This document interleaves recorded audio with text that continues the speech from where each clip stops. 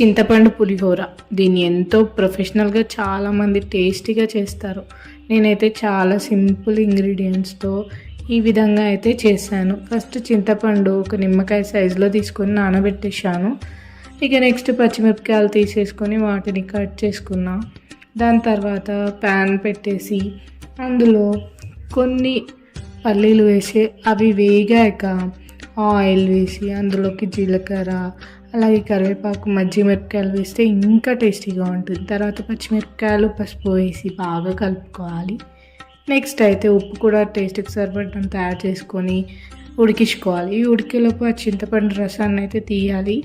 ఆ చింతపండు రసాన్ని తీసి ఇందులోకి మిరపకాయల మిశ్రమంలోకి వేసి బాగా ఉడకనివ్వాలి.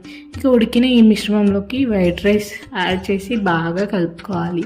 ఈ విధంగా కలర్ అయితే వస్తుంది. ఇక అంతే అండి, సర్వ్ చేసుకొని తినేసేయడమే.